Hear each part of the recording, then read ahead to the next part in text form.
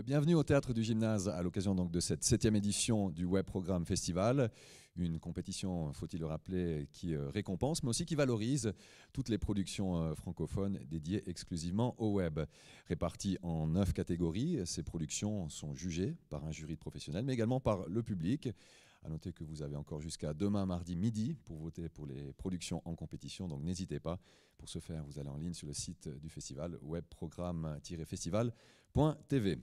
Mais le festival, c'est aussi l'occasion de se retrouver ici, de partager, d'échanger nos connaissances, nos interrogations, nos questionnements, nos craintes peut-être par rapport au développement du web et du digital. Et pour ce faire, toute une série de conférences, de tables rondes vous seront proposées durant ces 2 jours. Je ne vais pas vous faire l'affront de vous dévoiler de manière exhaustive ce programme. Je vous laisse tout simplement le consulter sur vos tablettes, smartphones et autres. Et à noter que toutes ces conférences sont filmées, que vous pourrez les retrouver en ligne d'ici 8 à 10 jours donc sur le site du festival. Et pour démarrer avec notre première conférence, nous allons nous intéresser au e-cinéma. Alors, pour moi, en tout cas, un magnifique néologisme. Le e-cinéma qui marque un nouveau tournant dans le monde de l'image. Aujourd'hui, en effet, les films sont visionnés sur ordinateur, smartphone ou autres tablettes. Reste maintenant à comprendre quelque part comment s'organise la distribution de films en 2.0. Quel business model peut-on adapter ? Peut-on parler de révolution pour le cinéma de demain? Alors, pour tenter de répondre à ces questions, nous accueillons tout d'abord Pierre Olivier, directeur marketing et communication pour TF1 Vidéo. Bonjour. Bernard Tani, qui est responsable de l'activité VOD chez Orange. Bonjour. Bonjour. Et enfin, Clément Pajard, qui est responsable digital de Wildside. Bonjour. Bonjour. Alors, à noter également que cette conférence se divise en 2 parties, avec tout à l'heure la présence de 3 nouveaux conférenciers. Et bien évidemment, n'hésitez pas à intervenir. Hein, on est là, on va dire, en famille. Donc, si vous avez des questions, vous pouvez vous manifester, lever la main. Il y a un micro. Alors, il est là-bas, il vous sera jeté comme ça dans la salle et vous pouvez intervenir. Peut-être un premier tour de table, sans donner une définition qui peut-être n'intéresse pas forcément tout le monde, mais pour vous, le e-cinéma, qu'est-ce qu'il représente ? Pour nous, le e-cinéma représente des films qui pourraient être aujourd'hui sur le territoire français en situation de fragilité d'exploitation en salle, et qui sont des grands films cinéma, et auxquels le digital peut apporter une couverture instantanée, très importante, une capacité de distribution et d'exposition d'œuvres, encore une fois en complément de la salle. Mais ce sont des films qui aujourd'hui, parce que je pense qu'on va tourner probablement à un moment ou à un autre autour de la question de la définition de ce qu'est un film e-cinéma. Et un film e-cinéma, c'est un film cinéma, et c'est un film cinéma dont le parti pris est de l'exposer mieux par le digital que potentiellement de façon moins visible sur la salle. C'est pas si simple à comprendre les nuances, hein, quelque part. Je n'ai pas été forcément très clair, mais on y reviendra. On y reviendra, j'en suis sûr. Bernard Tani, pour vous, le e-cinéma, le e-cinéma, je vais rebondir sur ce que dit Pierre. Pour nous, c'est vraiment la qualité de cinéma qui doit dominer dans cette définition de e-cinéma. On sait que la technologie de la vidéo à la demande, les plateformes des opérateurs, le fait qu'en France on ait un marché qui est très structuré avec des box d'opérateurs qui permettent donc d'adresser directement le téléviseur, tout ça, ça a permis de développer considérablement la vidéo à la demande. Il faut que la promesse qui est faite au consommateur soit claire, lisible et, j'ai envie de dire, respectée. Et donc, la promesse qu'on fait au consommateur, c'est de lui proposer une offre de films de cinéma. Ça, c'est vraiment la promesse principale, même si après, on a diversifié un petit peu. Peut-être qu'on y reviendra, mais la vraie promesse de départ, c'est une offre de films de cinéma pour la première fois après la salle de cinéma et avant la télévision, directement à domicile. Et donc, ce que comprend le consommateur aujourd'hui, c'est ça. Vous savez qu'en France, le délai légal est de 4 mois après la sortie salle. Et donc, proposer des films en e-cinéma, c'est-à-dire des films qui ne sont pas passés par la salle, qui vont avoir ce caractère inédit, premium, comme les films de la salle, mais sans être passés par la salle, c'est un exercice un peu compliqué à expliquer aux consommateurs. Et je dirais que c'est même la principale difficulté que nous ayons. Voilà. Et on essaye de se positionner là-dessus. Clément Pajard, même question. Ouais, je vais rejoindre un peu ce que mes 2 camarades ont dit. C'est vraiment un moyen de défendre une distribution différente, en tout cas, mais pas en opposition avec la salle, mais c'est vraiment défendre des films différemment et de proposer des films qui peuvent être en danger en salle et du coup leur proposer une distribution un peu alternative. Alors vous êtes immergé dans ce e-cinéma. Alors je sais pas, dans la salle, tout le monde connaît le e-cinéma. Vous avez déjà consommé des films en e-cinéma? Pas trop. Hein. Donc effectivement, vous êtes en plein dedans. Reste à savoir si les consommateurs connaissent ce e-cinéma, s'ils l'ont consommé. Une étude a été menée récemment qui montre des choses assez intéressantes. Alors, je crois qu'on a déjà un premier slide qu'on peut voir. Donc 76,7% des gens n'ont jamais entendu parler du e-cinéma. Donc ça représente un chiffre assez intéressant. On va les commenter tout à l'heure. Un deuxième slide qui nous parle de la consommation des films en e-cinéma. Donc, est-ce que vous avez consommé des films en e-cinéma? Ce slide devrait apparaître, il le montre aussi. Ah, il est bloqué. Voilà. Ah non, c'est pas celui-là. C'est après. C'est pas grave. Voilà. Donc, non, plus de 90% de personnes n'ont jamais consommé de films en e-cinéma. Après, il y a aussi l'appréciation, c'est le slide qu'on avait juste avant, par rapport à la consommation du e-cinéma. On peut juste revenir en arrière. C'est lundi matin, il est fatigué, l'ordinateur. Voilà. Donc il y a quand même près de 30% de la population consultée qui attribue une note positive au e-cinéma. Donc on voit que c'est très réparti, en tout cas dans la connaissance et l'utilisation du e-cinéma, il y a encore du chemin à faire. On sait qu'aux États-Unis, c'est quelque chose qui est bien implanté. Qu'est-ce que représentent ces chiffres? Comment est-ce que vous les digérez? Peut-être qu'on peut revenir sur ce qu'est le e-cinéma, parce que justement, je me demande si la salle va nous suivre dans ce débat, parce que nous, on est immergés, pour nous, c'est naturel, effectivement. Finalement, les slides Alors, le slides, soulignent bien. Le public n'est pas encore accoutumé, en tout cas en Europe. Hein. Et pour cause, parce que c'est tout nouveau. Donc, en fait, le e-cinéma, c'est un mode d'exploitation qui a, on va dire, 1 an et demi, mais plutôt 1 an, parce que les équipes de Wildside avaient lancé Welcome to New York, mais qui était un cas particulier en 2014, effectivement. Voilà, et donc la fenêtre... Le film sur l'histoire de DSK. Exactement. Et donc en France, la fenêtre e-cinéma, on peut dire que son acte de naissance après cette expérimentation, c'est le mois de mai 2015. Donc on est on est à 9 mois d'expérience, ce qui explique qu'on peut être tout à fait à l'aise avec le fait que seulement 20% des Français savent ce qu'est le e-cinéma. En fait, c'est pas si mal. On va parler de, je ne sais pas me tromper, 10 films à nous tous, une dizaine de films, donc ça fait environ 1 par mois.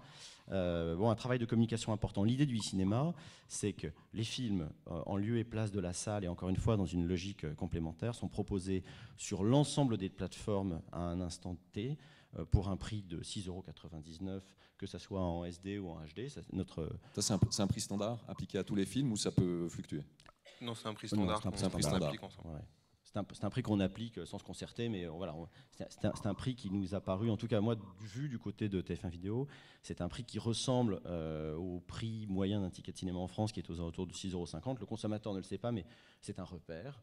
Et il nous a paru que des films ultra frais pouvaient être effectivement vendus de façon un peu plus premium, à un prix un peu supérieur. Donc encore une fois, 20% des gens qui savent ce qu'est le cinéma au bout de 9 mois et 10 films, ça fait son chemin. L'heure des bilans est un peu tôt, même si on observe toutes les sorties les unes après les autres. Et après, effectivement, l'appréciation positive ou négative, nous, ce qu'on observe, c'est que ces films se positionnent quasiment systématiquement dans le haut des tops sur leur semaine de sortie. Je pense qu'on y reviendra un peu, mais on a beaucoup scruté les réponses des consommateurs à cette offre. Et moi, elle me paraît plutôt positive. Alors, c'est pas massif encore, et bien évidemment... C'est très jeune, hein, c'est très jeune, donc c'est clair qu'il faut un peu de temps. Il y a peut-être la compréhension et la différenciation entre la VOD et le e-cinéma. Là, il y a quand même un grand flou quelque part. Quelle est cette différence? Il y a un effort qui a été fait par les plateformes de vraiment différencier la VOD, on va dire classique, traditionnelle, du e-cinéma, qui passe par des questions de marketing, c'est-à-dire comment on présente les choses, comment on range les choses sur une plateforme, comment on range ses films et comment on communique sur ces films. C'est ça qui fait vraiment une différence. Et là, moi je parle en tant que distributeur, on est très bien accompagné par les plateformes de VOD qui font ce travail-là de différencier les films de VOD traditionnels des films de e-cinéma et les présenter différemment et mieux. Nous, ce qu'on regarde essentiellement lorsqu'on choisit de programmer un film en e-cinéma, c'est si le distributeur de ce film, donc mes camarades qui sont à ma gauche et à ma droite, vont bien faire le travail qui consiste à lancer ce film pour créer sa notoriété et donc communiquer sur ce lancement. Communiquer sur ce lancement, ça veut dire, comme tout lancement de film, eh bien, peut-être prendre une attachée de presse, communiquer dans les médias, donner envie. Voilà. Et ce travail du distributeur, il est essentiel, puisqu'on n'imagine pas que ça n'existe pas sur la salle.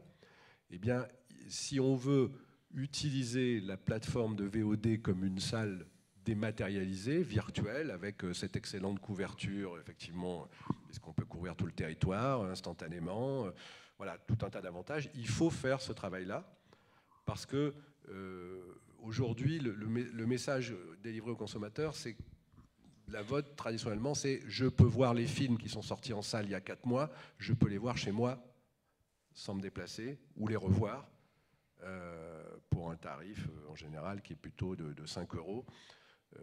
Voilà.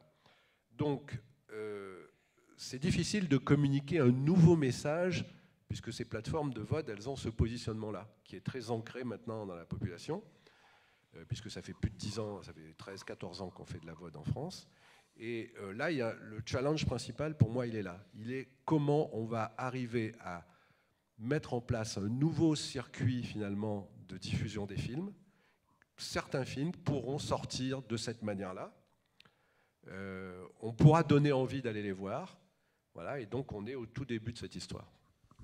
Sachant qu'on peut imaginer à terme que le e-cinéma, effectivement, ce que dit Bernard est crucial, c'est que la différence entre un film e-cinéma et un film VOD, c'est qu'il y en a un, 4 mois avant, les gens en avaient entendu parler. Et un film e-cinéma, 4 mois auparavant, personne ne le connaît. Enfin, très peu de gens. On le découvre directement via les différentes plateformes. Il est lancé via les différentes plateformes. Après, on peut imaginer que si la fenêtre e-cinéma perdure, ce qu'on souhaite, c'est qu'elle ait un espace encore plus dédié. On peut l'imaginer dans le futur, mais que ça soit plus identifiable pour le consommateur. Parce qu'aujourd'hui, effectivement, c'est habillé, c'est accompagné. Les films sont présentés avec des bandeaux e-cinéma sur leur visuel. Mais on peut imaginer d'aller plus loin pour que ça soit encore plus clair. C'est pas des sorties au rabais du tout. Ce sont vraiment c'est ça. C'est des sorties.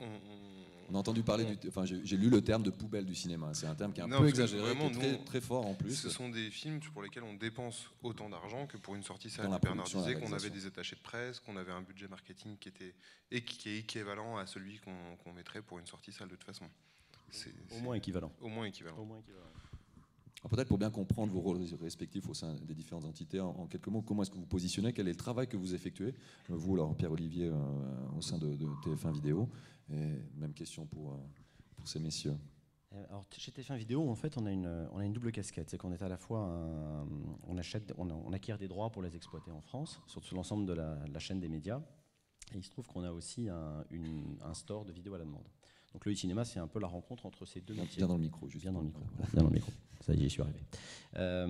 Donc nous, on se positionne en tant qu'acquéreur de droits pour lequel on souhaite avoir des exploitations les plus réussies en France. Et il se trouve que dans le panel de films qu'on peut acheter, des films cinéma, des films étrangers et maintenant des films français, on en dira un mot après, mais il se trouve qu'il y a des films sur lesquels, encore une fois, l'exploitation en salle est possible, elle est légitime artistiquement et à la fois elle est risquée. Et que de l'autre côté, on observe qu'effectivement, que le digital, par sa capacité de couverture du territoire national, il offre l'opportunité de distribuer. On a aussi, on n'en a pas parlé, mais on a aussi observé ce qui se passait à l'étranger, dans d'autres environnements réglementaires. Mais c'est vrai que tant aux États-Unis qu'en Angleterre, on a vu se multiplier au début des expériences et maintenant des modèles pérennes d'exploitation au jour le jour, sortie salle et sortie digitale. En France, on n'a pas la possibilité de le faire, mais ce sont des expériences qui ont été assez inspirantes, parce qu'on s'est rendu compte que sur des typologies de films, il n'y avait visiblement pas de cannibalisation entre une exploitation digitale simultanée et une sortie salle. Ça adressait des publics différents.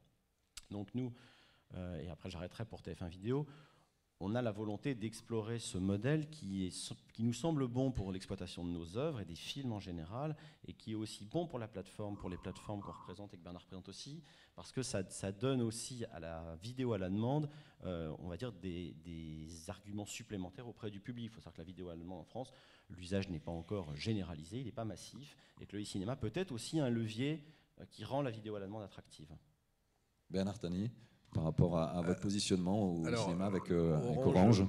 Orange, c'est plusieurs choses, mais pour le débat qui nous concerne, c'est essentiellement une plateforme de vidéo à la demande qui a été créée il y a 13 ans, en 2013, fin 2013, fin 2003, pardon. Alors, nous, notre rôle, c'est de mettre à disposition des films, de constituer l'offre, je dirais, la plus riche, la plus large et la plus profonde, ce qu'on essaye de faire depuis le début. Donc aujourd'hui, on s'ingénie à avoir le maximum des films qui sont sortis en salle, comme je le disais, 4 mois après leur sortie salle. Donc je pense qu'on doit être parmi les premiers en termes de ce type de référencement. Et évidemment, on a créé, sur la proposition de nos amis distributeurs, cette room particulière, cette salle particulière de e-cinéma. Alors, comment on opère ça ? Je dirais que nous gardons notre liberté de choix éditorial, c'est-à-dire qu'on prend les films qu'on nous propose si on juge qu'ils méritent le label e-cinéma. Et j'ai essayé de dire tout à l'heure que le label e-cinéma, pour nous, ça doit être d'abord des films de cinéma. Et on doit juger, on essaye de juger que finalement, ils vont pouvoir mériter ce label. Il y a un point qui a été dit, je me permets d'insister dessus, qui est quand même très important, c'est que c'est une exploitation payante. La séance coûte 6,99 €. Et ça, c'est le plus difficile. C'est le plus difficile parce que on a des consommateurs qui sont habitués à payer au maximum 5 €, voire 6 € quand c'est de la HD dans certains cas, mais pas 6,99 € pour des films connus qui arrivent avec une certaine notoriété, alors que les films qui arrivent en e-cinéma, comme je disais tout à l'heure, ce travail de notoriété est à faire, de construction de notoriété est à faire. Donc c'est très difficile d'expliquer à des consommateurs que vous allez payer plus cher pour un film inconnu par rapport... Bon, ouais, c'est présenté comme ça, c'est voilà, plus compliqué. Présenté comme ça, ça fait partie un peu de des challenges que nous avons à résoudre. Voilà, donc on fait cette sélection et on exploite les films pendant des durées d'une fenêtre e-cinéma, alors 6 semaines. Ouais. Voilà, 6 semaines. Et après, le film disparaît et peut éventuellement revenir plus tard. Très bien. Clément Pajard, pour Wildside, quel est votre positionnement, quel rôle vous tenez dans le e-cinéma? Alors, nous, il faut savoir qu'on appartient à Wild Bunch, donc je vais parler un bien, peu au nom du groupe Wild Bunch, pardon. On est à la fois éditeur vidéo, donc on sort des films en vidéo et des films en salle. Donc le e-cinéma pour nous c'est un peu une rencontre de ces différents métiers et qui est en opposition ni avec la vidéo ni avec la sortie salle. C'est une nouvelle distribution pour des films et une nouvelle distribution pour une certaine catégorie de films. Et du coup de trouver un moyen de distribution pour des films qui feraient entre 100 et 300 000 entrées en salle, 400 000 entrées, et qui serait difficile à maintenir en salle. Effectivement, ces 6 semaines de distribution en e-cinéma nous permettent d'avoir une visibilité plus longue et mieux accompagnée que pour des films qui sortiraient en salle et qui seraient en une semaine complètement balayés. Alors vous parlez de ces critères qui déterminent si un film est destiné à l'e-cinéma. Quels sont ces critères? Qui les détermine? Qui les pose sur la table quelque part? C'est l'ADN de chaque distributeur. C'est-à-dire c'est comme on achète des films pour la salle ou pour la vidéo, c'est une question d'ADN. Vu que c'est tout récent, c'est... Nous, ce qu'on essaie de trouver comme films, ce sont des films qui sont... on pourrait avoir une présence en festival, par exemple. C'est le cas de 99 Homes qu'on a sorti vendredi. C'est un film qui a été primé à Deauville. Des films qu'on a pu sortir comme Les Enquêtes du département V qui étaient présents à Beaune. On essaye toujours d'avoir de vraiment conserver cette identité de cinéma et de festival. Donc d'avoir une notoriété dans ces espaces de visibilité. Et ça, c'est vraiment une question d'ADN, je pense, pour le choix des films. C'est un vaste débat, la différence entre le cinéma et un téléfilm, la télévision, des choses qui n'ont pas été faites pour le cinéma. Surtout en France, c'est un débat qui est très facilement idéologisé. Voilà. Moi, j'observe par exemple que des grands réalisateurs de cinéma font des téléfilms ou des séries télé. Scorsese, pas longtemps, avec la série Vinyle, par exemple. Nous, chez Orange, on a même un bouquet de chaînes OCS dont c'est un petit peu l'ADN depuis le début, de dire que le cinéma et la télévision, la série télé, sont aujourd'hui bénéficient l'un l'autre d'échanges croisés, et on voit très bien des réalisateurs qui passent de l'un à l'autre. Donc voilà, c'est difficile quand on regarde l'œuvre en elle-même. C'est souvent difficile d'avoir des critères totalement rationnels et objectifs. Alors nous, notre manière de nous sortir de cette histoire-là, c'est de se dire qu'il faut que cet objet, ce film, soit positionné dans l'univers de la communication comme un objet de cinéma. Alors comment on le positionne comme un objet de cinéma? Alors premier indice, quand on parle des films étrangers, en général ce sont des films qui sont sortis en salle sur leur territoire d'origine, mais pas en France, pour la raison qui a été évoquée notamment par Clément sur le fait que c'est une exploitation fragile. Voilà. Donc ça, c'est un premier critère, hein, un film sorti dans son pays d'origine en salle, mais pas en France. Deuxième critère, la sélection dans les festivals. C'est un label, finalement. Troisième critère, qui est un peu plus objectif, c'est que nous, on souhaite que le distributeur s'engage financièrement sur un plan média, un plan de lancement. Hein, donc, on vérifie que c'est bien vrai, que ce travail de communication va être fait et que donc on va vraiment le lancer comme un objet de cinéma. Voilà. Et après, on peut avoir un avis artistique in fine pour dire non, ça oui, ça non. Voilà. Mais je dirais que l'avis artistique, c'est là où il est le plus, comment dire, la subjectivité est la plus difficile à tenir à cet endroit-là. Et pour ça qu'on essaye de trouver des critères un peu plus rationnels. Selon vous, Pierre-Olivier, ces critères, est-ce qu'ils sont difficiles à déterminer, à évaluer aussi, à juger? En fait, pas tant que ça, parce que j'adhère totalement à ce qu'a dit Bernard. Effectivement, les critères sont des critères, et Clément aussi, ce sont des films cinéma. Donc les festivals, le pédigré des producteurs, la présence d'acteurs connus au générique. Encore une fois, dans l'esprit du consommateur, on est en train de l'inviter à voir des films qui doivent être dans son esprit des évidences. Ce sont des films cinéma qu'il aurait pu voir en salle, mais qui ne sont pas en salle. Donc, c'est des nuances, hein, et effectivement, la dimension de communication est extrêmement importante. Pour rebondir sur ce que disait Clément tout à l'heure, moi, j'ai le sentiment, en tout cas vu de la fenêtre de TF1 Vidéo, qu'on investit de façon proactive importante sur ces films. Donc, c'est encore une fois, c'est autant d'opportunités pour des œuvres qui aujourd'hui existent vraiment fortement en communication et dans des proportions qui me semblent être supérieures à ce qu'elles auraient pu connaître en salle. Dans le cas de figure qu'on a évoqué, qui était un objectif d'entrée salle entre 100 000 et 300 000 entrées. Et là, vous êtes dans une zone de risque et surtout de non-visibilité ou de visibilité potentiellement courte, alors que là, on accompagne ces films sur 6 semaines. Pas en communication, on est très concentré sur les lancements, mais ce sont des films qui restent visibles pendant 6 semaines.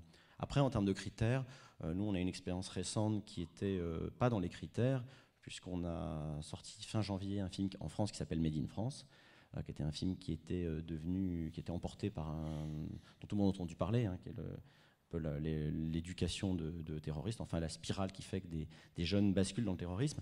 Et ce film était plus sortable en France en salle, et le cinéma a joué un nouveau rôle, qui était jouer un rôle positif de solution d'exploitation. Et ça a été dans un premier temps, effectivement, il y avait une période de deuil pour le réalisateur, mais on a besoin aussi de prescripteurs pour parler du cinéma aux gens en France. On a besoin des journalistes, on a besoin des talents, et les talents, notamment les réalisateurs, qui au début pouvaient être un petit peu, les réalisateurs étrangers, ils sont habitués, on a parlé tout à l'heure des États-Unis et de l'Angleterre, mais pour un réalisateur français, c'est un cap psychologique important d'imaginer que son film ne puisse pas sortir en salle. Tout réalisateur français fait des films pour la salle. Et on a avec Made in France, on a été accompagné par un réalisateur qui lui a pour le coup, à cause des circonstances, a très positivement compris l'intérêt de la fenêtre. Donc finalement, est-ce que ça permet, désengorger, c'est peut-être pas forcément le bon terme, mais de trouver un meilleur équilibre et de donner vie à des films qui finalement peut-être, même en passant par le cinéma, n'existeraient pas ou seraient très peu vus? Parce que ça donne aussi peut-être une dimension supplémentaire et puis un côté positif au fait de développer ce Tout à e-cinéma. fait. Nous, on a eu l'expérience aussi sur un film qui s'appelle Green Inferno de Eli Roth, qui est un film de cannibale. On sait qu'aujourd'hui, les salles de cinéma n'auraient jamais pu programmer ce genre de film, ou alors que certaines salles de cinéma, on n'aurait jamais pu rentrer dans un réseau de salles plus large. Donc, pour certains films, c'est aussi une opportunité de trouver une distribution différente et de trouver un chemin de distribution. Donc c'est le cas de Made in France, c'est le cas de nous pour Green Inferno. Voilà. Mais c'est pas que des films qui n'ont pas de distribution facile. Hein. Ce sont des exemples parmi d'autres. Mais on a des films qu'on pourrait très bien sortir en salle, mais dont on fait le choix de sortir en e-cinéma. C'est assez positif en fait tout ce système. Hein. C'est très très positif. C'est-à-dire que est-ce que la salle est engorgée, c'est pas à nous d'en juger, mais il y a plus de 600 films qui sortent par an et ils trouvent pas tous leur public. Nous, ce qu'on dit juste, notre posture, c'est de dire. Proche du micro. Oui, notre position, c'est de dire qu'il y a vraiment le digital crée une opportunité et qu'il faudrait vraiment qu'on soit fou pour pas en tirer profit.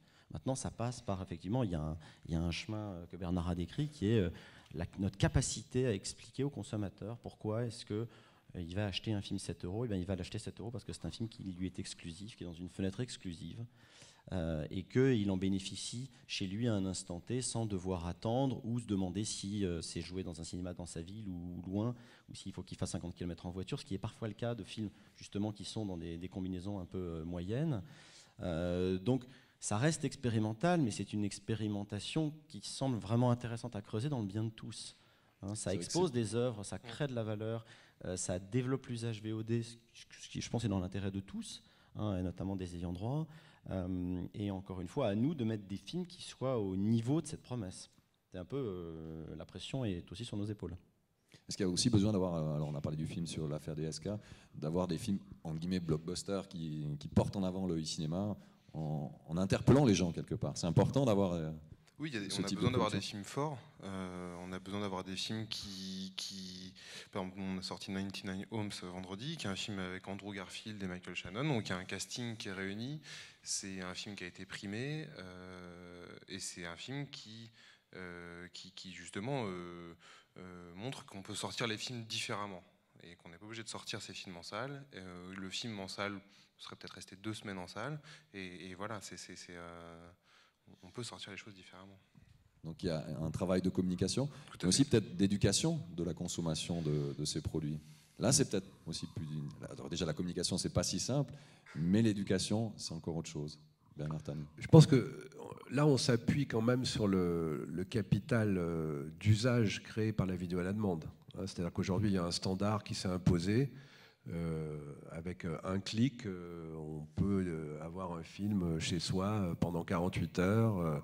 Alors, il y a quelque chose qui pour nous, d'ailleurs, j'en profite pour en parler en passant, qui nous posait un petit peu une difficulté, c'est que au moment où le e-cinéma a commencé à se lancer, on va dire il y a 1 an à peu près, nous, avec quelques autres, on a commencé à travailler sur l'évolution des modèles d'usage de la vidéo à la demande en lançant ce qu'on appelle le téléchargement définitif.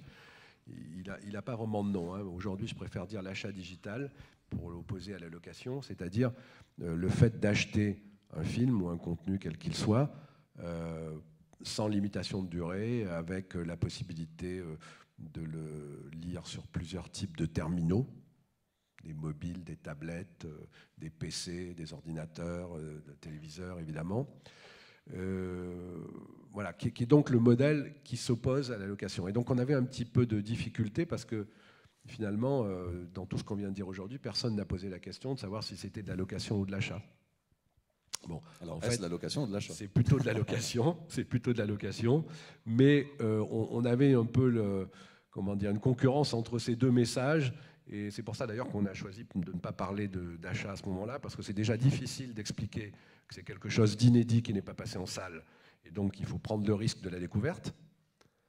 Et en plus, il faut prendre le risque de l'achat par rapport à la location, c'est encore plus compliqué. Donc on a un peu évacué ce débat-là pour le moment, sachant que par ailleurs, pour la vidéo à la demande aujourd'hui, le vrai challenge, si je puis dire, c'est de marcher sur les traces d'iTunes et de Google Play pour toutes les plateformes de vote qui sont en France, pour aller vers ce modèle de l'achat digital qui va se généraliser pour tout un tas de raisons, donc peut-être pas le moment d'en parler ici. Est-ce qu'il y a des attentes sur les films par rapport au nombre de locations? Est-ce que vous fixez des Oui, quotas? on a toujours des objectifs. De toute façon, on construit un budget avec des objectifs. Donc, de toute Alors façon, pour un film standard, ça oscille selon la taille du film. Hein. Je ne peux pas te donner c'est difficile. C'est difficile, mais ça oscille entre. Je pense que les résultats aujourd'hui de tous les films de e-cinéma oscillent entre 25 et 150 000 actes, on va dire. Mais 150 000 actes, c'est 160, c'est sur Welcome to New York il y a presque 2 ans maintenant. Voilà, voilà, mais comme un film en salle, il y a différents potentiels d'entrée salle. Voilà. Mais je voulais juste revenir sur la location achat. On a mis l'accent sur la location parce qu'on sait aussi, quand on a construit ensemble le modèle du cinéma, on s'est aussi inspiré de ce qui se passe en salle. C'est-à-dire qu'en salle, on va voir un film mais on repart pas avec.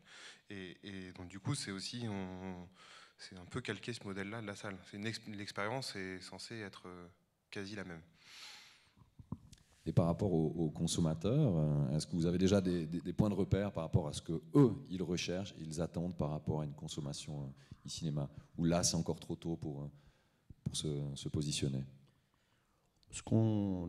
Les seuls éléments dont on dispose, c'est les feedbacks des consommateurs sur les différentes plateformes où ils ont l'occasion de s'exprimer. Et par ailleurs, tous les forums possibles et imaginables, les réseaux sociaux.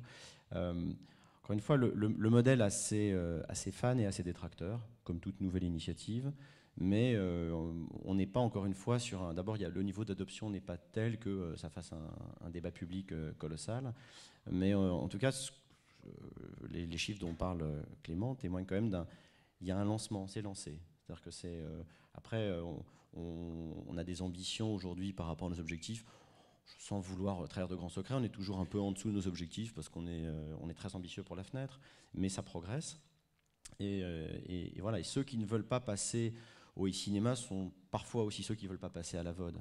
Donc bon, ça sera très très difficile d'aller chercher ces gens-là. Nous, ce qui nous intéresse, c'est encore une fois, c'est d'apporter un service nouveau aux gens qui consomment et aiment la VOD aujourd'hui, et potentiellement attirer des nouvelles personnes qui viennent chercher des films premium, ce qu'il n'y a pas aujourd'hui sur les plateformes.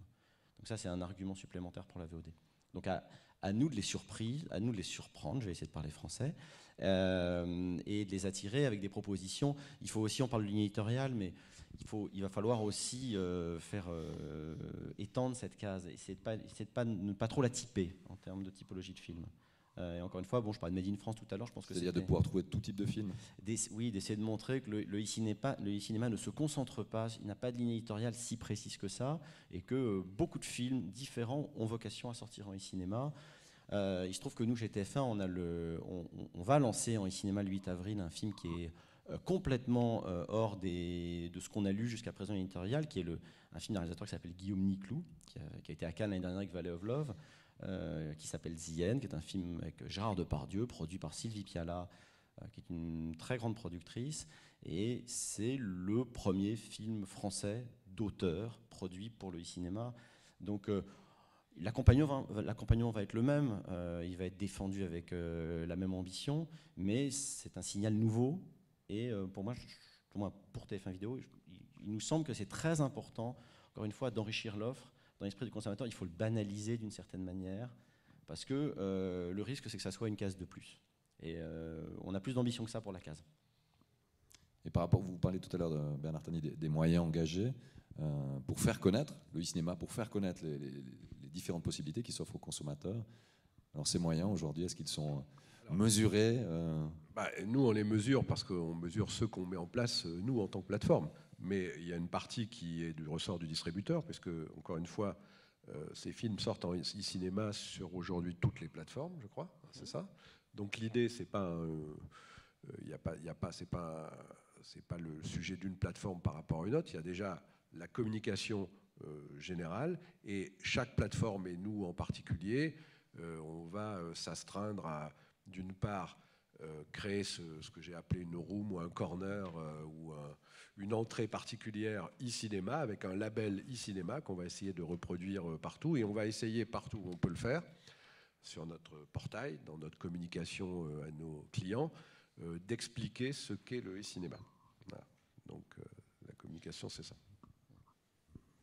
Et comment perçoit-on du côté du cinéma traditionnel, cette percée du cinéma. Est-ce qu'on voit ça d'un très bon œil? Est-ce qu'on reste attentif? Je ne sais pas si on peut dire une craintif? percée pour l'instant.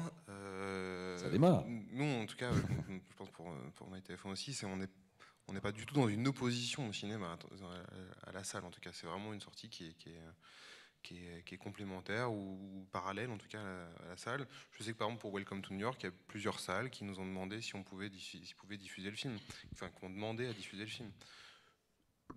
Pour nous, c'était encore trop tôt de pouvoir proposer le film parce qu'on installait justement un modèle, etc.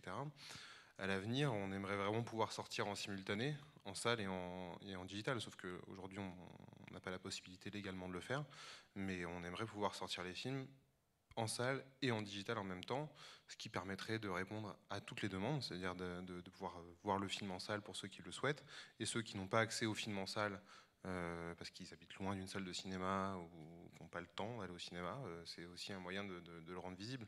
C'est ce qui se passe aux États-Unis, on n'a pas inventé quoi que ce soit, c'est un modèle qui existe déjà aux États-Unis, des sorties simultanées digital et cinéma. Un modèle qui montre que ça marche aussi. Hein. Tout à fait. Peut-être pour terminer, qu'est-ce qu'on peut souhaiter, un tour de table avec vous trois, qu'est-ce qu'on peut souhaiter au e-cinéma? On peut lui souhaiter qu'il se développe, on peut lui souhaiter des films français, encore plus de films français, des films nationaux, qui encore une fois apportent une diversité, une richesse, qui attirent des nouveaux publics.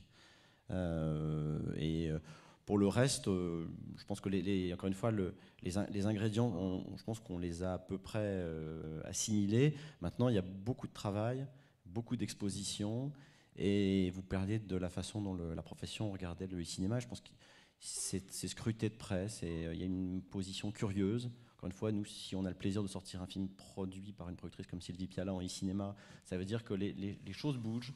Et qu'on va finir par convaincre aussi la profession que c'est contre rien, c'est pour les œuvres et pour les films.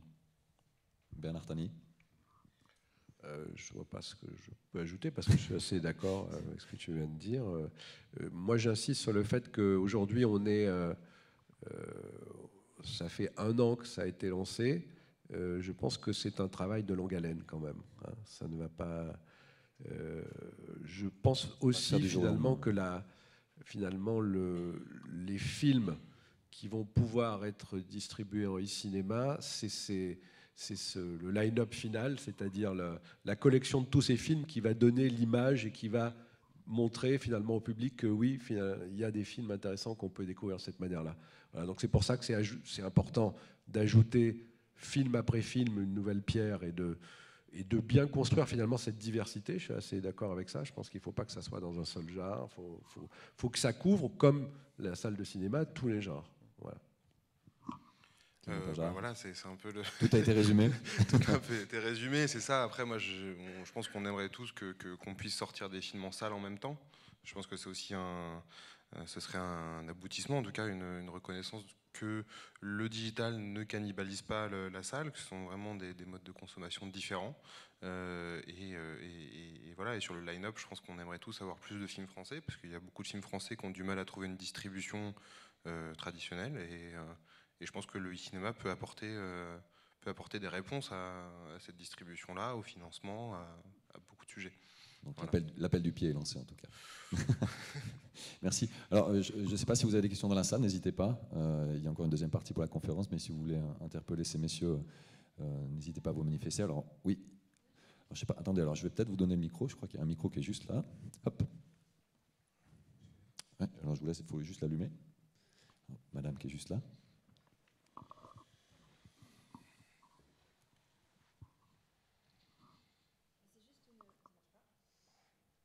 Il est allumé ou pas? Ah. Allô? Non, ça marche pas. Bon, non, mais c'était juste une petite question pour savoir si du coup les films étaient vraiment produits de la même manière que les films de cinéma aujourd'hui. Est-ce qu'on a les mêmes financements? Est-ce que le circuit fonctionne pareil? Est-ce que, ou est-ce que c'est des films qui du coup, comme ils vont avoir peu d'audience finalement, puisque pour l'instant on est autour de, ce que vous disiez, au maximum 120 000 vues. Du coup, est-ce que on peut produire des films ambitieux? Est-ce qu'il y a autant d'argent en fait que dans les circuits dits traditionnels? Alors aujourd'hui, les films qu'on a pu sortir jusqu'à maintenant sont des films qui étaient déjà produits, c'est-à-dire qu'ils ont dans leur modèle de production, on n'avait pas pris en compte le e-cinéma. On achète ces films finis à des vendeurs étrangers. Enfin, ce sont essentiellement des films étrangers. Hein. On achète ces films finis. On les achète aussi cher que si on les sortait en salle de toute façon. Donc, pour ce qui est de la production des films étrangers, ça ne change rien. Pour la production de films français, ça peut changer les choses parce que aujourd'hui, on sait que les films français sont produits en grande partie aussi par la présence de chaînes de télévision en pré-production, en pré-achat. Et une sortie cinéma peut poser problème par rapport à ces financements de chaînes de télé qui imposent une sortie salle. Donc, c'est dans le e-cinéma, la sortie e-cinéma peut changer ce modèle-là de production via les chaînes de télévision en tout cas. Ouais. Mais à ma connaissance, il n'y a pas eu de production qui soit faite avec pour objectif de sortir en e-cinéma pour l'instant. En l'occurrence, c'est le cas de The End, effectivement, ouais. Mais qui est un film dont effectivement dont le financement est à une échelle différente. Alors je ne veux pas trahir de grands secrets, mais effectivement c'est un budget qui a été un petit peu resserré. Mais après, je pense qu'encore une fois, le développement de la fenêtre va fatalement amener de nouvelles questions sur le financement des œuvres. Parce que si le cinéma s'installe, comme on le souhaite tous, comme une fenêtre d'exploitation pérenne, il faudra peut-être aussi travailler sur son mode de financement. Aujourd'hui, nous, on participe en tant qu'ayant droit indirectement au financement des œuvres en versant des avances. Mais effectivement, c'est peut-être l'ensemble du système, et je pense notamment au système français, qui devrait être potentiellement peut-être revisité pour permettre à ces œuvres de se produire dans le but d'être d'une exploitation et cinéma.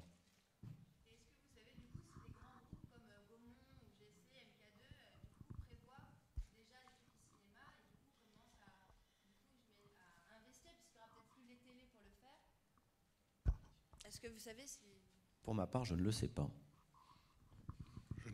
Je ne sais pas non plus, je pense pas. Vous parlez pour leur casquette casquette d'exploitant en fait. Oui, c'est savoir que si les exploitants, et du coup ils sont aussi également distributeurs, c'est si eux ils ont des plateformes e-cinéma, du coup ça permettrait de financer des films dans le but que ce soit e-cinéma et qu'il y ait du financement et que du coup on se retrouve un petit peu... parce qu'effectivement, si c'est une chaîne qui produit, enfin qui a investi dans le financement du film, ça va être compliqué de mettre sur toutes les plateformes. Après, si c'était un distributeur cinéma, est-ce que ça ne changerait pas les choses? Voilà. Moi, je vais juste faire un commentaire, c'est que, à ma connaissance, pour le moment, il n'y a que 2 distributeurs cinéma qui ont tenté l'expérience, qui sont présents sur le plateau, hein, TF1 et Wildside. Vous êtes les premiers. White Bunch, Wildside. J'observe que les autres n'y sont pas allés. Alors, est-ce que, parce que Gaumont, Pathé sont des groupes intégrés qui font de la production et de la distribution et de l'exploitation salle, peut-être que, je sais pas, peut-être qu'il y a une raison. Personne se mouille. C'est vrai que tout est encore très jeune, donc à voir. Est-ce que ça répond à votre question? Oui. Ouais. Alors peut-être encore une dernière question, après on va passer à nos 3 autres intervenants. Alors, qui veut prendre la parole du... Bonjour. En fait, j'ai une question. Est-ce que le e-cinéma ne concerne que le long métrage? Est-ce qu'on ne peut pas imaginer une possibilité de nouvelles fenêtres pour le court métrage ou une combinaison qui pourrait se faire avec le long métrage, vu que le court métrage aujourd'hui est vraiment très peu exploitable?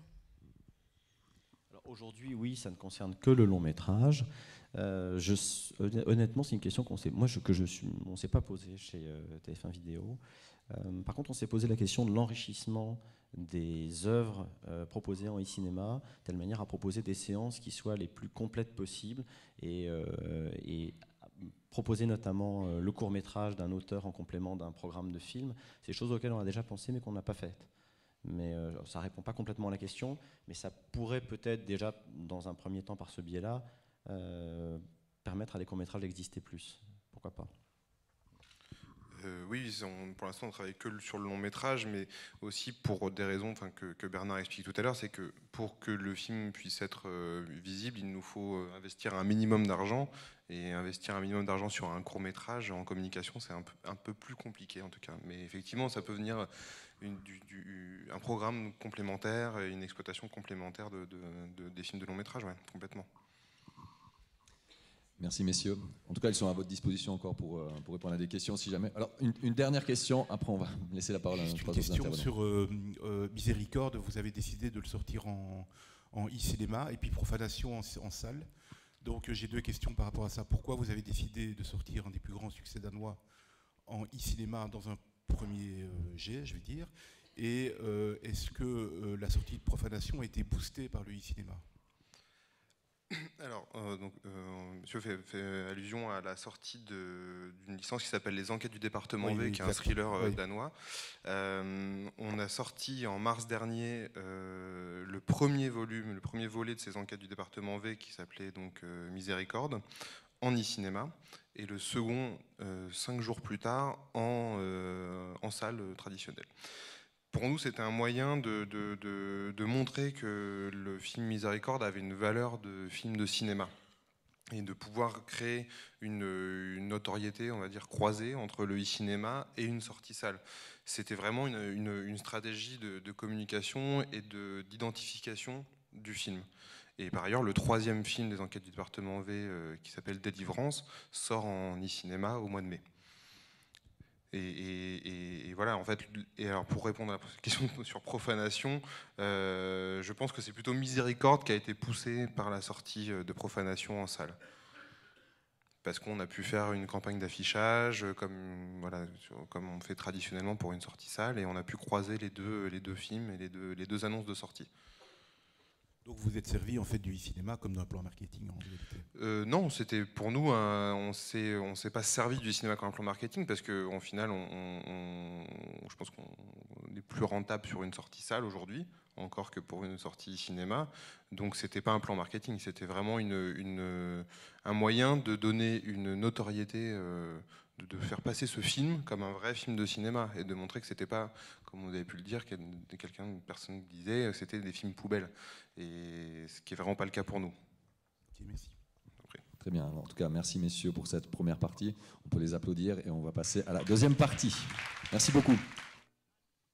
Donc, Dominique Bachy, ici présent, réalisateur pour la Société des films. Pascal Le Chevalier, voilà, tout à ma gauche, qui est donc directeur de l'agence Watsot, spécialisée dans les nouveaux médias. Et enfin, Étienne Métra, qui est fondateur de Artbuster, portail de cinéma à la demande. Alors, on a entendu beaucoup de choses par rapport à ce e-cinéma. Selon vous, qu'est-ce qui fait la force aujourd'hui de ce e-cinéma qui peut toucher le public? Dominique Bachy.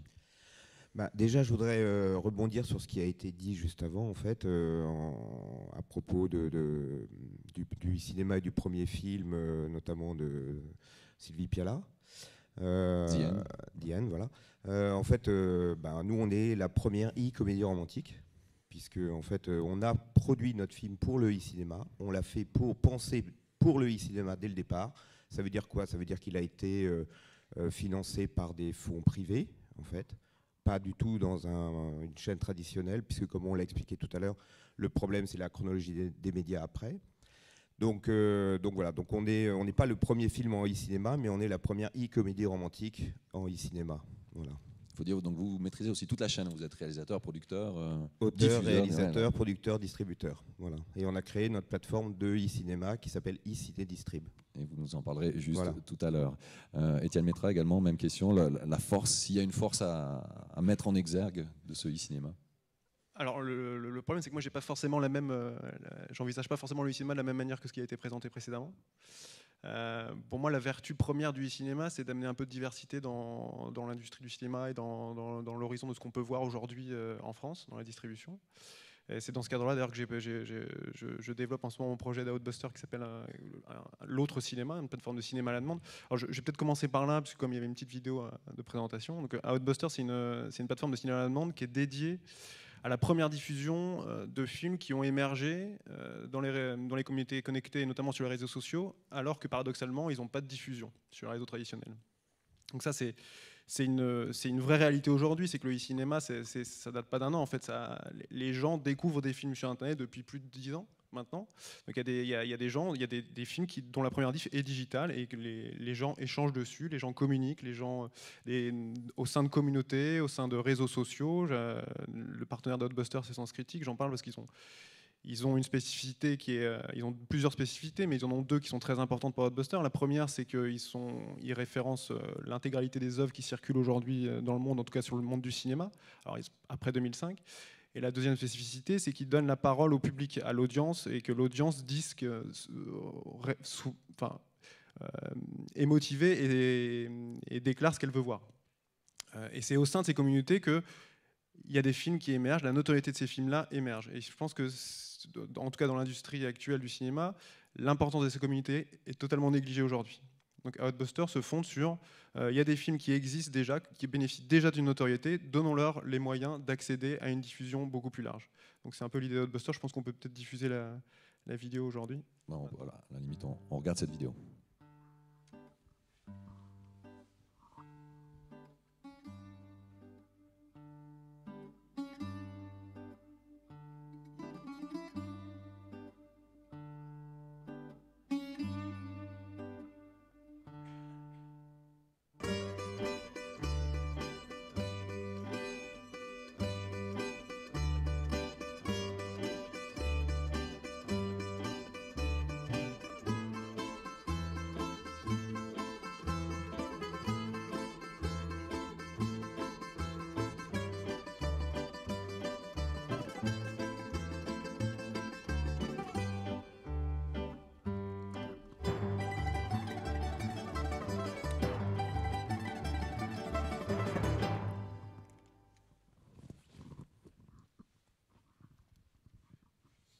Voilà, donc Hotbuster, l'autre cinéma.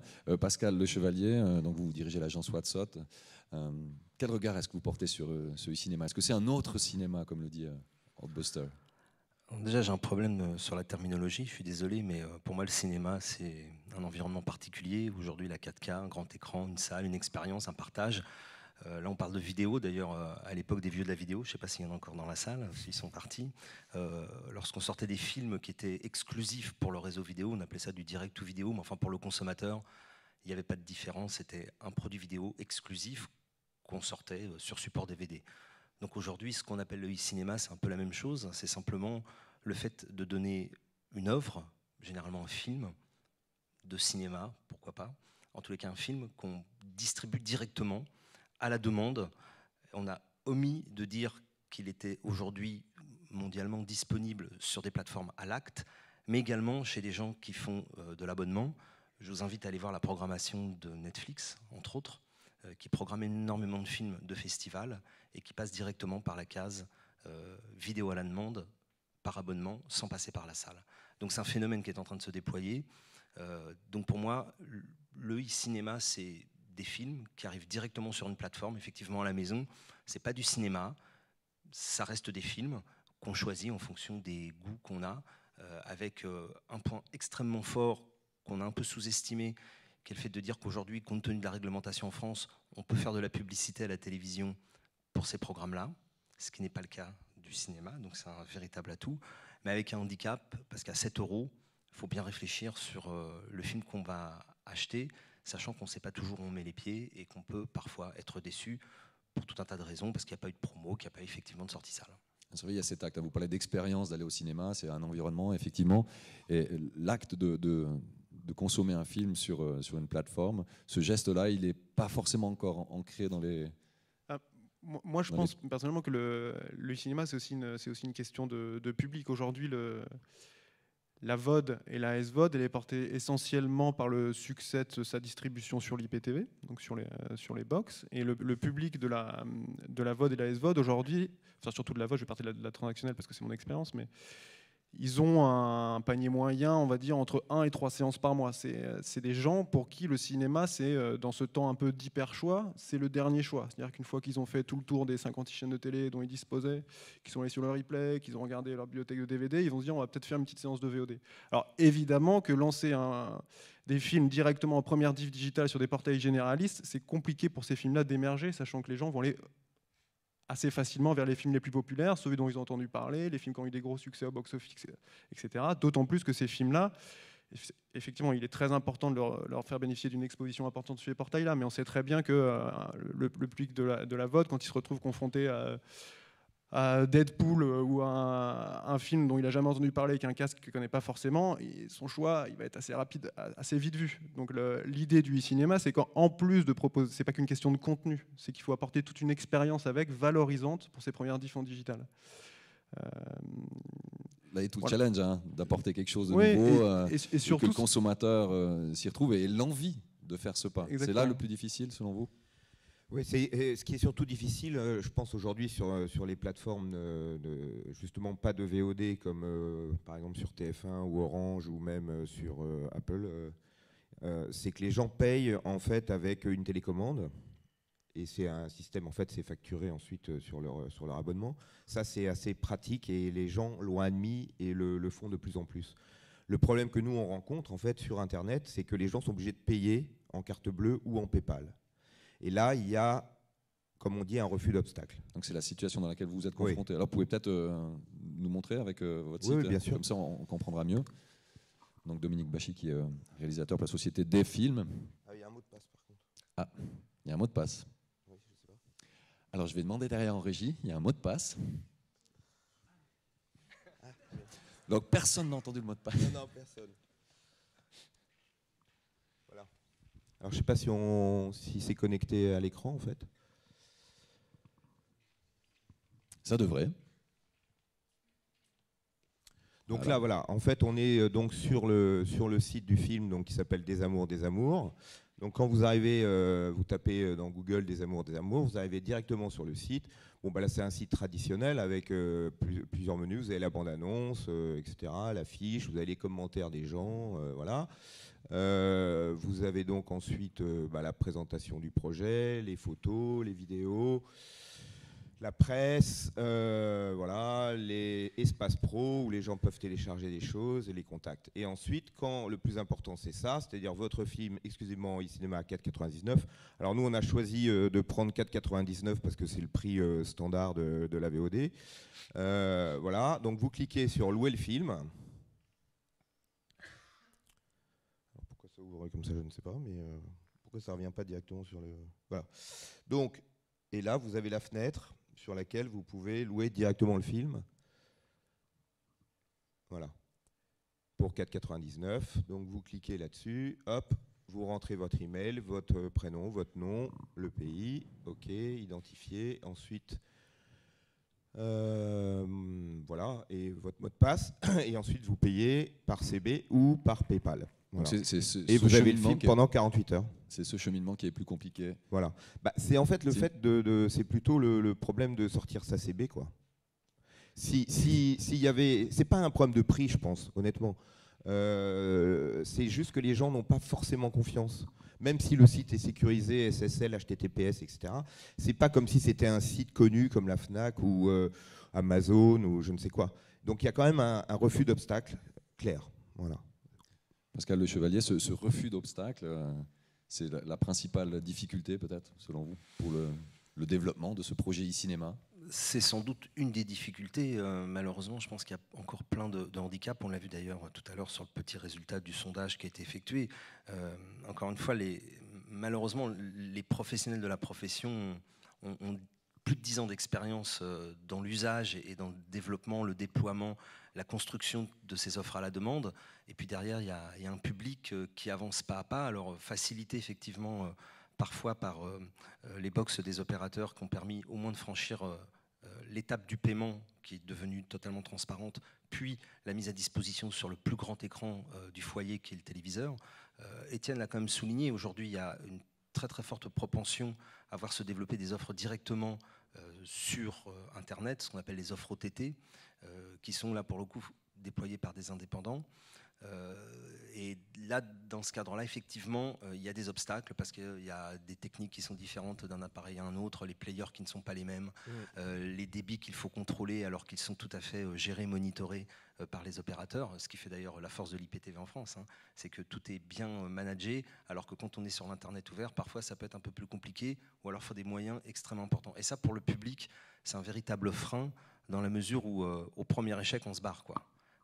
Et on a pour l'instant et on n'y revient pas forcément. On n'y revient pas forcément. Et il y a aussi le problème, comme c'est des films qui sont en streaming, vous avez évidemment les gens, ça dépend de leur connexion Internet. Donc tout le monde n'a pas la même connexion Internet, et pour peu que vous n'ayez pas forcément une bonne connexion Internet, du coup ça va jouer sur le déroulé du film. Il peut y avoir des plantages, des strobes, des choses comme ça. Et alors là, les gens évidemment ils quittent, ou alors ils sont pas contents, quoi. Donc ils vous disent je comprends pas, ça lit pas super fluide. Bah oui, mais ça on n'y peut rien parce que c'est votre connexion Internet. Et là, malheureusement, en streaming, parce que le film n'est pas téléchargeable, on le voit en streaming.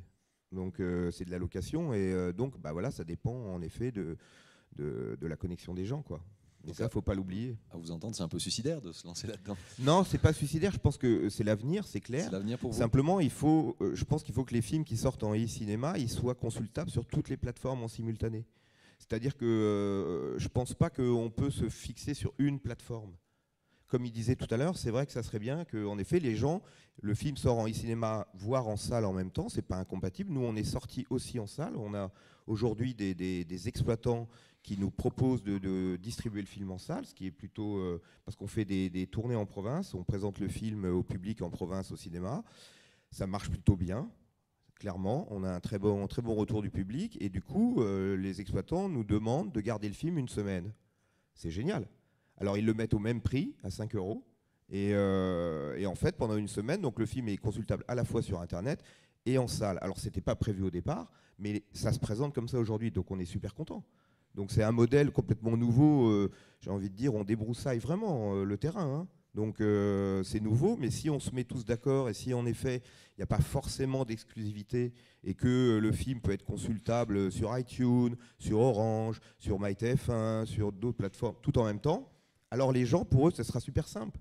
Parce qu'on peut communiquer sur le film. Nous, on a fait une très très grosse promo média sur le film, au niveau télé, au niveau radio, au niveau presse. Bon, on a eu, comme c'était dit tout à l'heure, une attachée de presse. On a fait un lancement, je crois que personne n'a jamais eu une aussi forte communication sur un film de e-cinéma comme on l'a eu. Et c'est pas fini encore. Donc on a fait un lancement normal, d'un film normal. Et donc, on l'a créé pour ça. Moi, j'y crois vraiment. Mais on ne peut pas être les seuls. C'est-à-dire que notre problème, c'est qu'il y a plein de gens qui disent encore comment on fait pour voir le film. Et sur Internet, il y a des gens qui ont vu la com à la télé alors qu'on a insisté sur le e-cinéma et qui envoient des messages en disant quand est-ce qu'il sort au cinéma ? Alors que c'est marqué sur les affiches, la première e-comédie romantique en exclusivité sur... C'est écrit. Mais non, dans l'esprit des gens, un film sort au cinéma. Il y a encore du travail. Voilà, vous partagez cette perception de se dire qu'un film peut sortir en simultané sur différentes plateformes, oui, et qui va toucher différents publics aussi. Moi, je voulais juste revenir sur la problématique la plus importante aujourd'hui pour le e-cinéma. Pour moi, c'est la même que pour une exploitation en salle. C'est qu'aujourd'hui, avec l'évolution des usages depuis une dizaine d'années, il y a une volatilité telle du public que tous les modèles prédictifs qui étaient employés auparavant par les acteurs traditionnels pour se dire ce film-là, selon ces critères-là, il va faire tant en salle, ou ça ne fonctionne plus. C'est-à-dire qu'aujourd'hui, on a de moins en moins de critères objectifs pour prévoir le succès d'un film, que ce soit en salle ou en digital. Donc la meilleure façon encore de s'assurer du succès d'un film, c'est juste de redonner la parole à l'audience, au public, et de lui dire qu'est-ce que vous voulez voir, dites-nous ce que vous voulez voir, on va vous montrer ce que vous voulez voir. Et c'est pas leur imposer des films qui de toute façon, ils n'iront pas chercher. Aujourd'hui, les informations vont tellement vite que l'audience, le public est plus informé sur les films qu'il veut voir que les acteurs traditionnels. Ils savent exactement ce qu'ils veulent voir. Donc, autant leur dire, dites-nous ce que vous voulez voir, on va vous le chercher. Voilà, c'est le parti pris d'Outbuster en tout cas. Pascal Le Chevalier. Je dirais qu'aujourd'hui, on est face à une multitude de programmes qui arrivent de partout. Et qu'on est confronté à une gestion du temps qui est assez complexe, donc qui nous oblige à être extrêmement sélectif, que le cinéma ouvre une petite brèche en disant voilà, j'existe, j'apporte. Alors tout à l'heure on a parlé de fenêtres.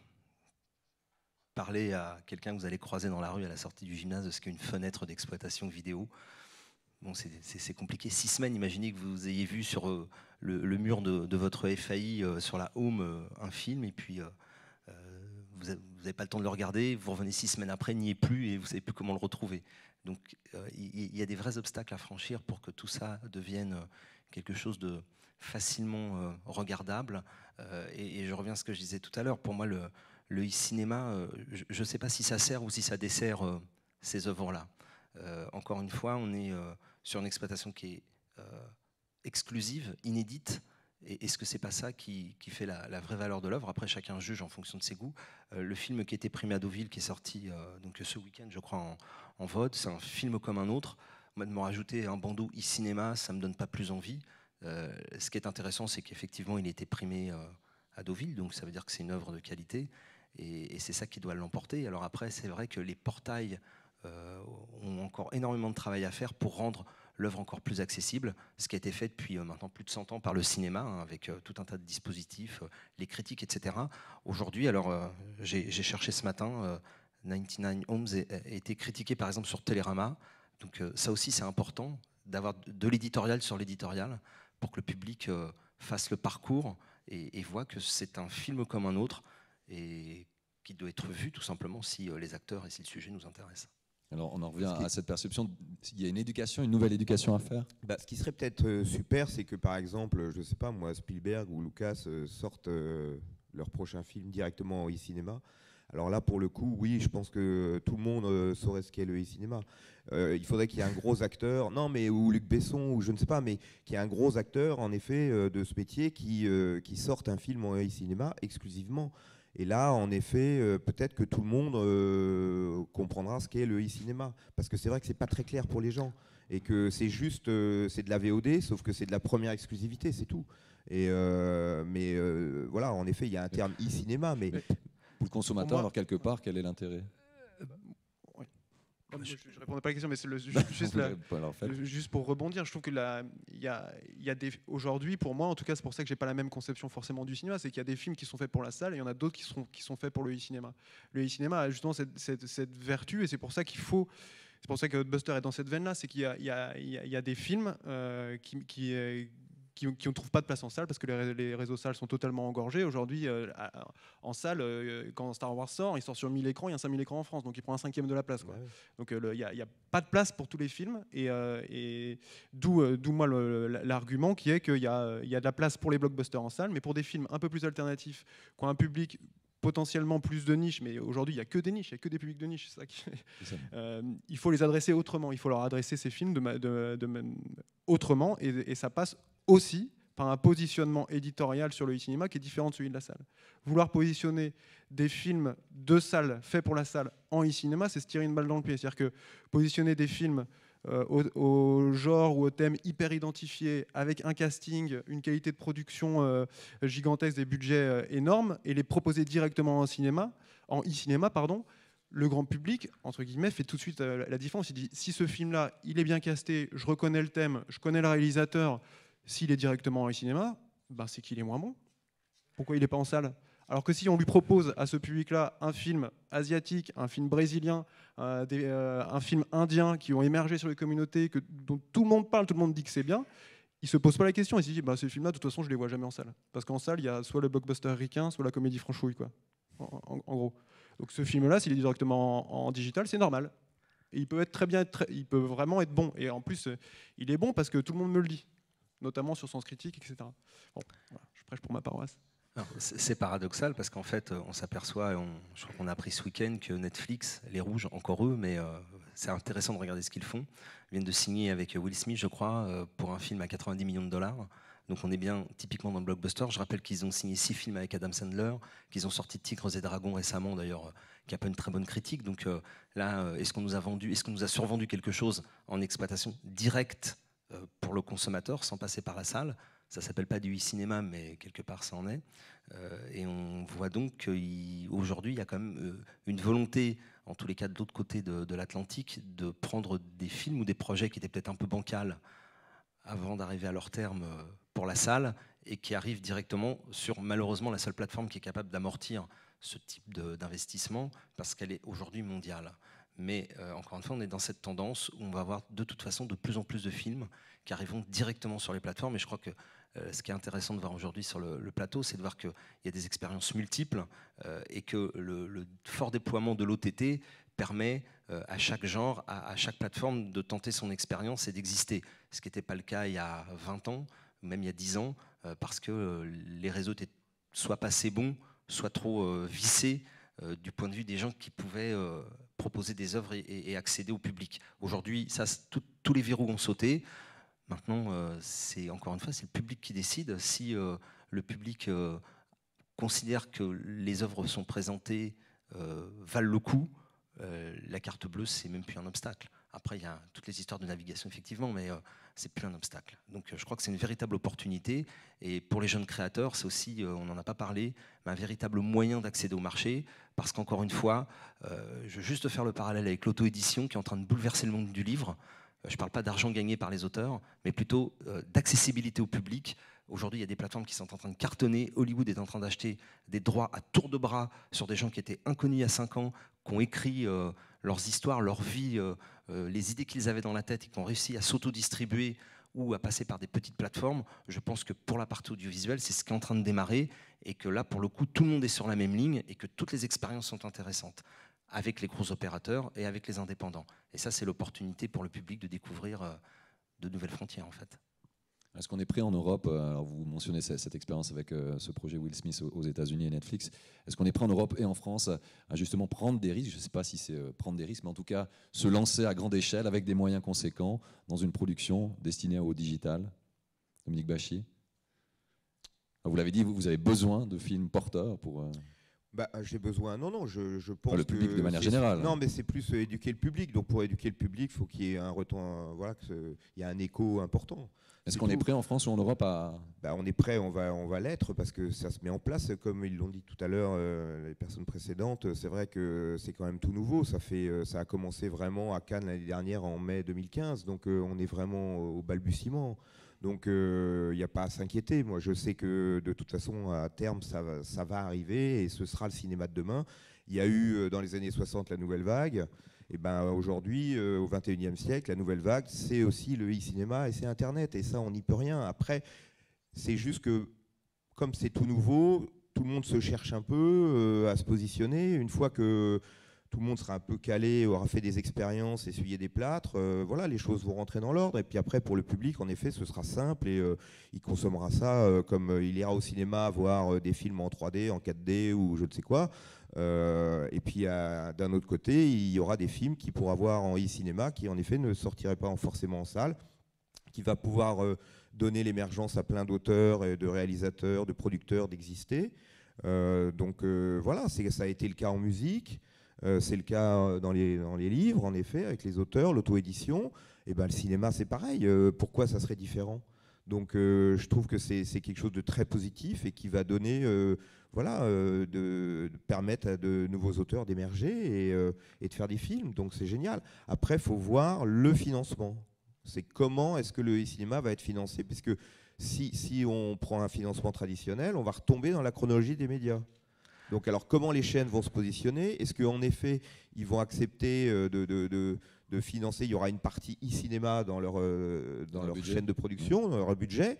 Et puis, donc, ce sera des films qui seront faits exclusivement pour les cinémas. Voilà, tout ça n'existe pas pour l'instant. Donc, ça va se mettre en place. C'est un peu jeune, là, aujourd'hui. Étienne Métra.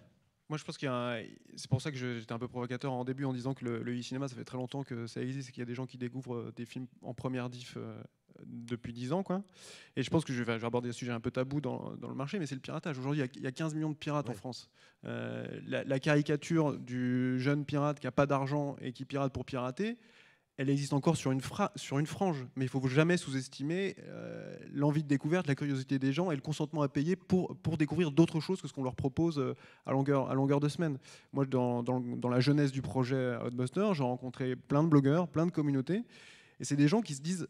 entre guillemets, pirates par défaut. C'est-à-dire qu'ils voudraient bien avoir une alternative légale. Ils sont prêts à payer pour. Ils sont prêts à payer pour voir autre chose que Deadpool ou Iron Man, quoi. Ils sont prêts à découvrir un autre cinéma. Ils sont curieux de ça, mais juste on leur propose pas. On leur propose pas d'alternative légale aujourd'hui. Alors ils sont obligés de se taper des fichiers pourris, des sous-titres, pas de sous-titres français, etc., quoi. Aujourd'hui, ce public-là, il est en attente d'une plateforme qui leur propose des premières diffs de films qui les sortent un petit peu de ce qu'ils peuvent voir en salle habituellement. Voilà. Et je pense que c'est pas du tout un public à négliger, parce qu'il est juste hyper conséquent en termes de volume. Et il est actif en plus. Mais il est très actif. Il y a, je pense aussi, le problème pour l'instant, en tout cas, en effet, du paiement. Est-ce que les gens sont prêts à payer pour voir un film sur Internet? C'est pas évident. Parce que pareil, nous on voit les messages qu'on reçoit et les gens disent ah mais c'est payant. Parce que sur Internet, les films c'est gratuit. Bah oui mais non, c'est payant. Donc on a fait une émission de Ruquier là pour le film et Ruquier a posé la question, il a dit mais c'est payant? Bah oui c'est payant. Ah bah alors Bénichou, toi tu iras pas voir le film. Bon. Donc vous voyez, c'est bizarre que... Il y a ça aussi, les gens disent mais sur Internet c'est gratuit, moi je vois tout sur Internet, tous les films, je les vois, c'est gratos, pourquoi là je suis obligé de payer? C'est aussi dans l'ADN des consommateurs. Hein, exactement, et c'est pour ça que tout ça prend du temps. Ça va venir, hein, mais voilà, ça prend du temps. Pascal Le Chevalier, vous vouliez réagir juste avant?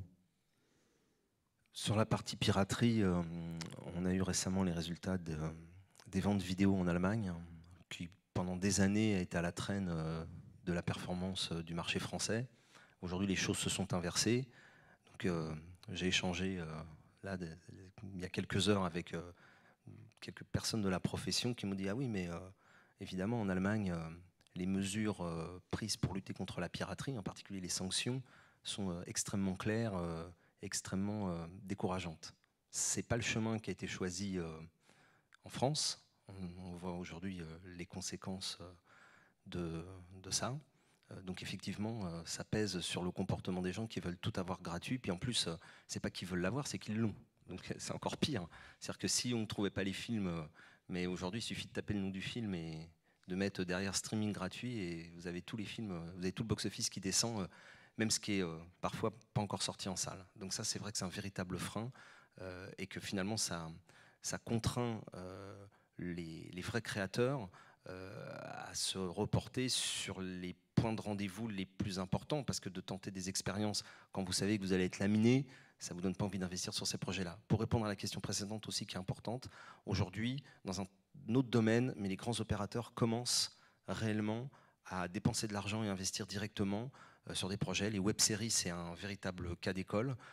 Ça n'est pas vraiment encore le cas sur le cinéma, mais je pense que les grands opérateurs, à un moment donné, vont avoir envie aussi, ne serait-ce que pour avoir des fenêtres exclusives, parce qu'on rappelle que la télévision et le cinéma jouent de l'exclusivité pour attirer le public. Je pense que les grandes plateformes monteront sur des projets en disant, voilà, sur des budgets raisonnables qui peuvent varier entre 3 et 5 millions d'euros, sans passer par les financements classiques, en attendant que la filière de financement prenne en compte ces nouveaux modes d'exploitation, parce que je pense que c'est aussi inéluctable que le CNC, que le ministère de la Culture vont être obligés de considérer ces nouvelles formes d'exploitation et de mettre en place des dispositifs qui s'affranchissent de la chronologie qu'on connaît aujourd'hui. Donc il y a tout un tas de choses à moderniser, sans forcément remettre en cause les équilibres du passé, mais en innovant tout simplement. Merci. Et puis peut-être que aussi, il y a, je ne sais pas, hein, mais on pourrait peut-être imaginer aussi que les films en e-cinéma, par exemple, soient gratuits, mais financés par la pub. Je ne sais pas, comme la télé, par exemple, parce que ça aussi, les gens, en fait, ils regardent la télé, c'est gratuit, enfin, à part, évidemment, s'ils ont un abonnement payant, mais et c'est financé par la pub. Donc, est-ce qu'on pourrait aussi imaginer peut-être que les films soient financés par la pub et qu'à ce moment-là, ce soit gratuit? Je ne sais pas, il faut essayer de trouver... Il y a des pistes à explorer, en tout cas. Ouais, il y a des pistes à explorer. Il faut que tout le monde avance de concert. Et je pense que si on avance, c'est pas tout seul dans son coin qu'on peut faire les choses. Et il faut qu'on les fasse ensemble et qu'on réfléchisse ensemble. Et que, voilà, à ce moment-là, oui, le e-cinéma a un vrai avenir. Moi, j'en suis sûr, j'en suis convaincu. Sinon, j'aurais pas fait tout ça et investi tout ça pour rien, si j'y croyais pas. Alors, un beau terrain de jeu qui demande encore à avoir pas mal de défrichage, on va dire comme ça. Merci messieurs, alors on va passer la parole dans la salle, si vous avez des questions, n'hésitez pas. Je voulais juste oui. conclure en très disant rapidement. très rapidement, en disant que le e-cinéma, non seulement il y a un avenir, mais c'est juste une nécessité en fait. Les standards de production, de réalisation, d'écriture augmentent dans le monde entier. Donc aujourd'hui, tous les pays sont capables de produire du bon cinéma. Les attentes culturelles, les standards culturels s'homogénéisent. Donc tout le monde, de plus en plus de gens ont envie de voir et les empreintes culturelles n'ont plus vraiment lieu d'être. Donc il y a juste de plus en plus de films. Et pour pouvoir trouver un moyen de diffuser tous ces films, il faut bien imaginer des nouveaux moyens de diffusion. Donc le e-cinéma participe à cette recréation de nouveaux réseaux pour désengorger les réseaux traditionnels. Et puis aussi une chose, c'est qu'avec l'avenir, tous les ordinateurs vont être connectés aux télés directement au Wi-Fi, parce que ça existe déjà, mais c'est pas, on va dire, généralisé. Une fois que les équipements vont suivre et que les gens auront directement leur ordi connecté à la télé, ça aussi, ça va changer. Parce que c'est pas forcément, il y a plein de gens qui n'ont pas envie de regarder un film sur leur ordinateur ou sur leur tablette. Donc si aujourd'hui, il faut qu'ils le relient à leur télé, tout le monde n'est pas équipé comme ça. Et c'est aussi pour ça que parfois ils préfèrent prendre de la VOD avec leur abonnement et leur box, parce qu'au moins ils l'ont directement sur leur télé. Parce que ça aussi, ça fait partie des questions qui nous sont posées. Est-ce que ah mais je peux le voir sur ma télé ou pas? Bah oui, si vous avez un câble HDMI ou si votre ordi est connecté à votre télé, vous pourrez le voir sur votre télé, mais sinon non. Ah c'est dommage parce que j'aurais bien aimé l'avoir sur la télé quand même. Vous voyez? Donc tout ça, tout avance ensemble en fait. Voilà. Très bien, merci messieurs. Alors si vous avez des questions dans la salle, n'hésitez pas à lever la main. Ah oui, je crois que non. Personne ne se manifeste. Oui, juste une question là, monsieur. Avec un micro qui marche, on l'espère cette fois. Voilà, ça arrive. Merci. Bonjour. Jason Moreau, journaliste Electron Libre. Pour revenir à la première table ronde qui avait lieu, à la première partie de la table ronde, je souhaitais savoir si au final, l'une des solutions qui pourrait être envisageable serait la création originale de la part des grands opérateurs ou des grands groupes comme TF1, avec TF1 Productions ou même avec Orange. Est-ce qu'au final ça ne décolle pas vraiment en France parce qu'il n'y a pas encore l'exemple, comme Pascal Chevalier disait à l'instant, de la part des grands acteurs qui seraient montrés avec la création originale? Voilà. Je ne sais pas qui veut répondre. Pascal Chevalier. Je pense qu'aujourd'hui il y a des locomotives sur le marché dans tous les domaines. C'est vrai que typiquement si on fait le parallèle avec les séries télé, on a beaucoup critiqué la mollesse de la production française, même s'il y avait un vrai tissu, mais en tous les cas sur des bons scores et un véritable entrain et de la part du public et des producteurs pour faire des séries plus internationales, etc. Aujourd'hui, ça se fait. Je pense que pour ce type de projet-là, c'est la même chose. Et je parie que dans les 24 prochains mois, on aura des grandes plateformes, ou en tout cas des grands opérateurs qui vont s'allier sur ce type de projet-là. Parce que d'abord, il y a des projets qui commencent à circuler. Donc aujourd'hui, ces projets sont en attente de financement. Et c'est le rôle des plateformes et des grands opérateurs de participer. Donc ils sont moteurs, ils font partie de l'écosystème. Ça arrivera, c'est peut-être encore un peu tôt, mais il faut leur poser la question. Ils ont sans doute des scénarios et des projets sur leur bureau. Merci. Il y avait une autre question juste là, monsieur. Attendez 2 secondes.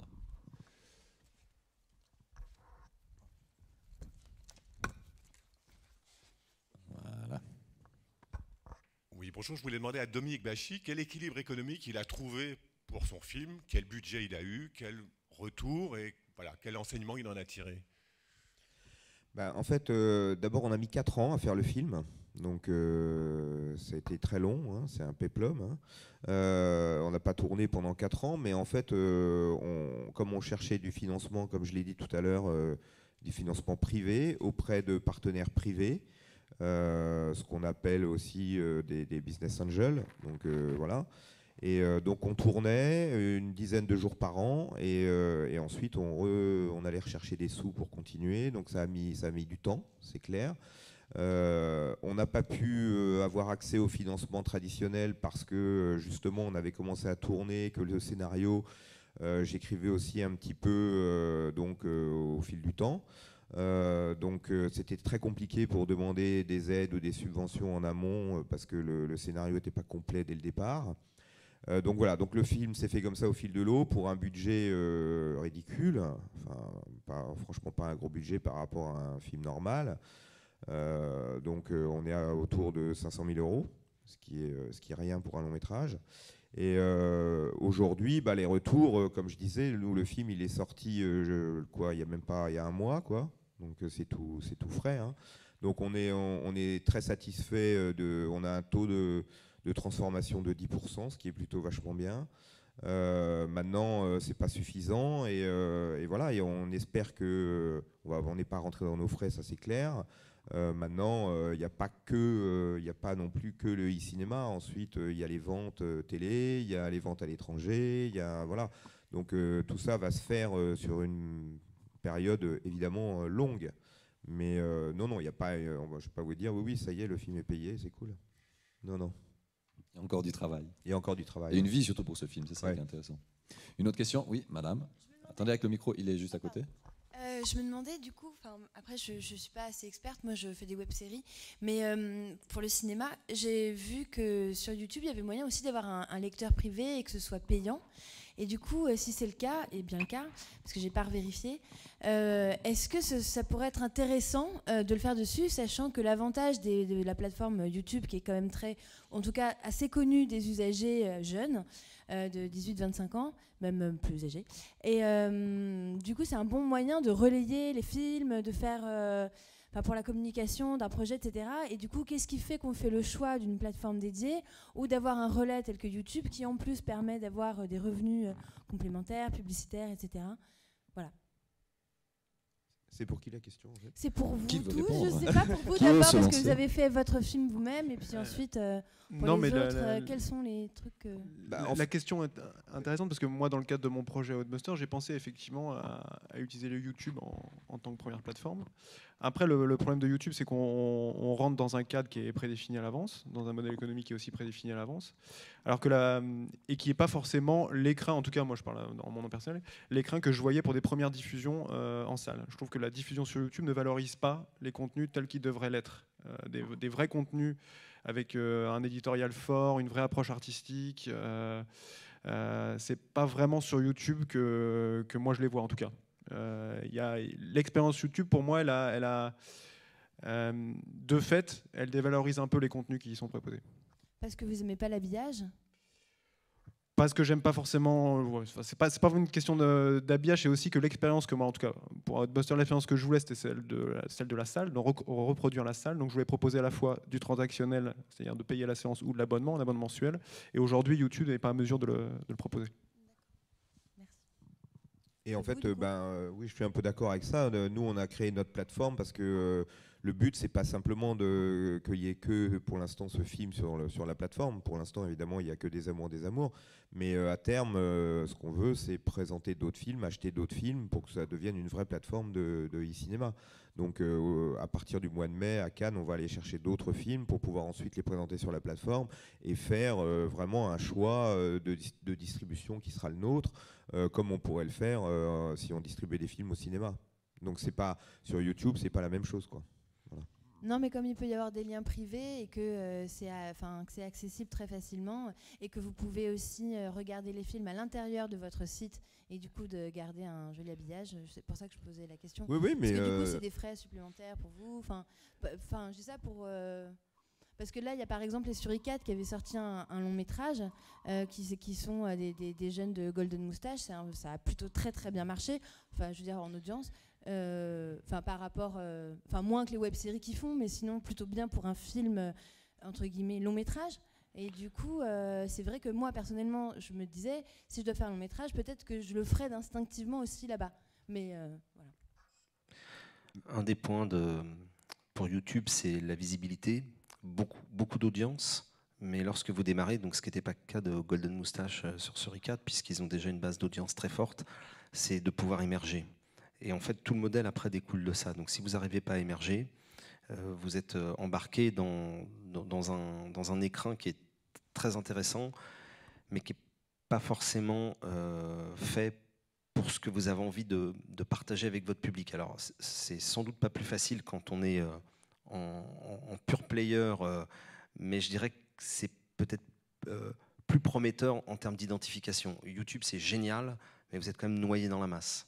Et ça, aujourd'hui, pour les gens qui créent des offres spécifiques, ils tiennent éditorialement à cette spécificité-là. Et donc, se noyer tout de suite dans la masse, c'est peut-être pas la première étape, et c'est sans doute ce qui a motivé une partie de votre choix. Puis c'est vrai que YouTube, c'est perçu comme du gratuit essentiellement aujourd'hui. Les offres payantes sur YouTube, elles ont du mal à émerger quand on tape dans le moteur de recherche de YouTube. Le lien payant, c'est le 5e ou 6e, ou c'est sur la 2e page, quoi.